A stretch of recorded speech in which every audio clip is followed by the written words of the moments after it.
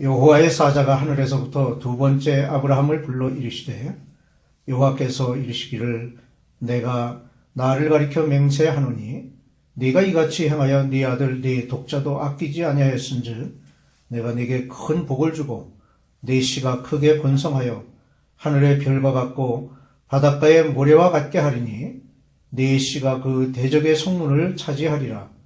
또 네 씨로 말미암아 천하 만민이 복을 받으리니 이는 내가 나의 말을 준행하였음이니라 하셨다 하니라. 아멘. 오늘은 종려주일, 고난주일로 예배를 드리고 있습니다. 종려주일은 7주간 이어지는 사순절의 마지막 주일로 고난당하시고 십자가에 못 박히시기 위해 골고다로 향하시는 예수님의 고난을 기억하는 고난주일이기도 합니다. 십자가의 죽으심과 부활은 기독교의 가장 핵심이 되는 진리요 복음입니다. 이 복음을 요한복음 3장 16절 한 절로 요약하고 있습니다. 하나님이 세상을 이처럼 사랑하사 독생자를 주셨으니 이는 그를 믿는 자마다 멸망하지 않고 영생을 얻게 하려 하시니라. 그렇습니다. 예수님을 믿기만 하면, 즉 주님이 나의 죄를 위해 대신 죽으셨음을 믿기만 하면 구원을 얻고 영원한 생명을 얻게 되는 것입니다. 이런 믿음을 모두 갖게 되시기를 주님의 이름으로 축원합니다. 하나님이 자기를 위하여 준비하시리라는 말씀은 아들 대신 제단에 올려질 양을 손수 준비해 주시는 하나님의 세심함에 대한 아브라함의 믿음의 고백입니다. 이 말씀은 우리가 죄라는 수풀에 걸려 있을 때에 십자가상에 바쳐졌던 예수 그리스도를 우리의 희생 제물로 믿음으로 우리 신앙의 고백이 되는 것입니다. 우선 하나님은 적절한 것을 준비해 주십니다. 하나님께서는 수양을 준비해 주셨으며 그것은 이삭을 대신하는 것이었습니다. 즉 제물로 바쳐질 자를 대신하여 죽어야 할 제물인 것입니다. 우리는 죄 때문에 정죄당하고 저주받아 죽을 수밖에 없었습니다. 이러한 우리에게 무엇이 필요한지 하나님은 잘 알고 계셨으며 오직 그분만이 우리에게 필요한 희생 제물을 마련해 주실 수 있는 분이십니다. 죄의 값을 지불해야 하는 우리에게 필요한 희생 제물을 우리에게 마련해 주셨고 죄의 값을 지불해야 하는 우리에게는 우리의 헌신도 공로도 소용없고 오직 하나님께서 정하신 어린 양의 피를 통한 구속만이 필요했습니다.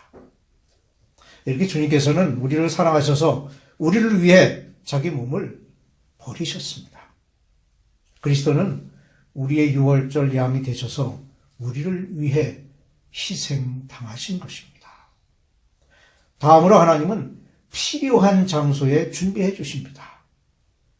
하나님은 수양을 여호와의 산에서 준비해 주셨습니다. 이렇게 수양을 준비하신 것은 제사 장소에 하나님께서 준비해 주신 것입니다.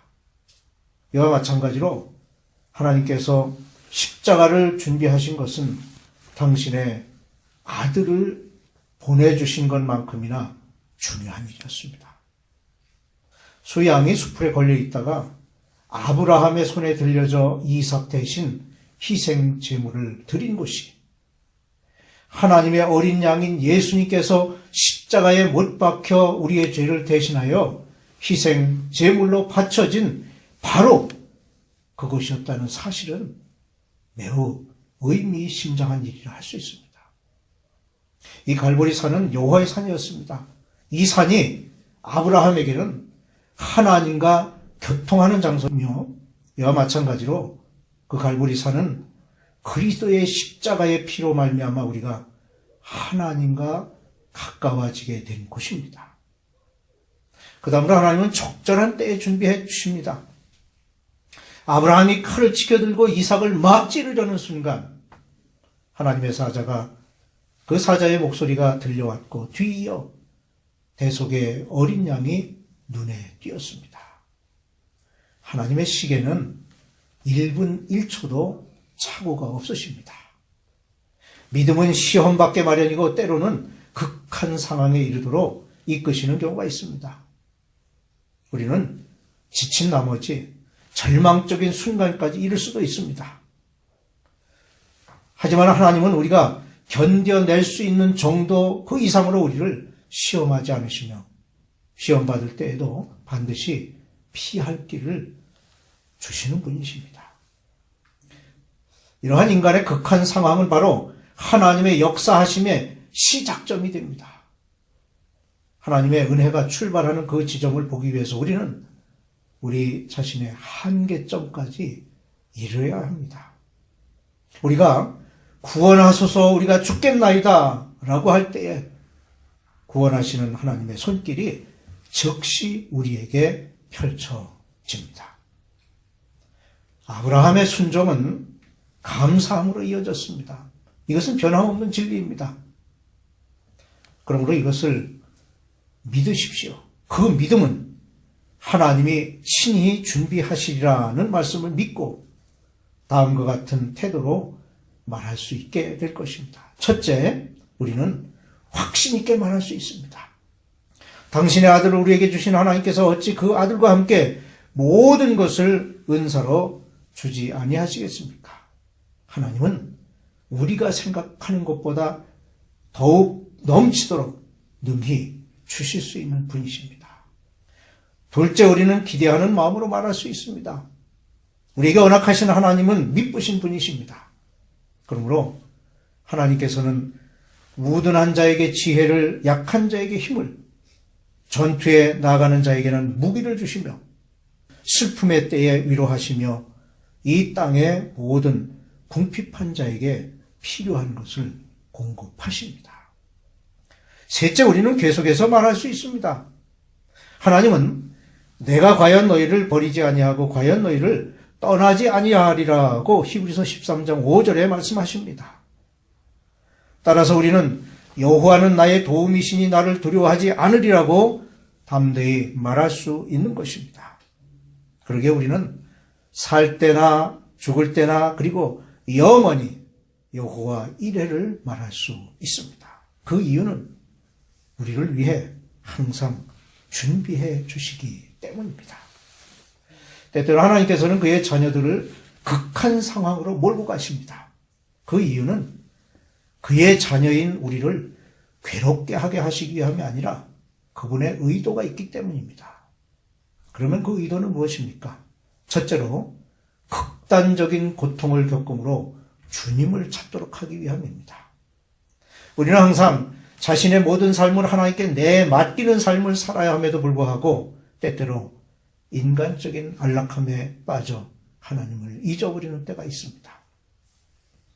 하나님께서는 이와 같은 우리들의 관심을 하나님께로 다시 불러 모으기 위해서 우리로 하여금 어려움을 겪게 하신다고 하는 것입니다. 둘째로 하나님께서는 우리를 돕고 계신다는 사실을 인식시키시기 위함입니다. 왜냐하면 우리의 어리석음을 하나님께서 극복하도록 도와주셨을 때 우리는 그분께 감사의 찬양을 드리게 될 것이기 때문입니다. 감사의 찬양은 하나님께서 우리를 도와주셨고 앞으로도 우리와 함께 하실 것이라는 그 믿음 위에서만 가능한 것이죠. 셋째로 우리로 하여금 지식이 아닌 경험으로 당신을 알게 하시기 위함입니다. 물론 어떤 사람은 반드시 그런 극한 상황을 주셔야 하는가라고 반문할지도 모릅니다. 하지만 사람이 어려움 없이 계속해서 평탄한 길을 걷게 된다고 하면 분명 목표를 잃어버리게 될 것입니다. 그것은 하나님께 대한 경험이 없기 때문이고 사람은 어려움 속에서만 참된 경험과 진정한 소망을 갖게 되는 것을 알 수 있습니다.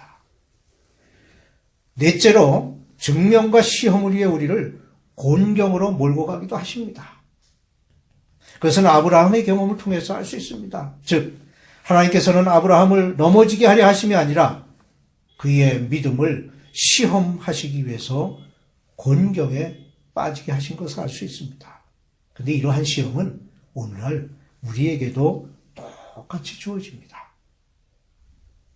지금까지 우리는 하나님께서 때때로 우리에게 부과하시는 곤경들, 즉 시험과 어려움들을 부과하시는 이유에 대해서 살펴봤습니다. 그런데 중요한 것은 이 모든 시험의 이면에는 커다란 은총과 축복이 예비되어 있다는 사실입니다.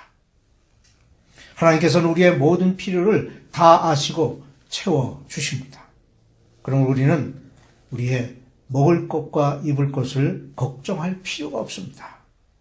이렇게 걱정할 필요가 없는 것은 우리가 하나님의 뜻대로 행하기만 하면 그분께서는 우리의 모든 필요를 예비하시고 채워주시기 때문입니다. 오래전 이야기입니다. 어떤 사람이 혼자서 처음 가는 가파른 밤길에 발을 헛디디고 말았습니다. 그는 굴러 떨어지다가 나무 뿌리를 잡고 매달리게 되었습니다. 겨우 위기를 모면한 그가 소리를 질러 구원을 요청했지만 아무런 대답도 없었습니다. 점점 손목과 팔에 힘이 빠져 더 이상 견딜 수가 없게 되자 결국 잡았던 그 나무 뿌리를 놓고 떨어지는 순간 이젠 죽었구나 하는 생각이 아찔했습니다. 하지만 이게 웬일입니까? 높은 낭떠러지에 매달려 있는 줄 알았는데 그 높이가 겨우 1m밖에 안 되는 그런 곳에서 몇 시간을 매달려 있었던 것입니다. 지금도 우리 주변에는 놓으면 죽기라도 할 것처럼 필사적으로 세상 일에 매달려 사는 사람들이 있습니다. 우리의 손을 과감하게 놓고 예비해 두시고 채우시는 하나님께 자신의 삶을 맡기는 결단이 있어야 할 것입니다. 여호와 이레는 준비하시는 하나님을 뜻하는 말입니다. 그 여호와 이레의 믿음을 가진 사람은 준비하시고 채우시는 하나님을 믿고 맡기는 삶을 사는 사람입니다.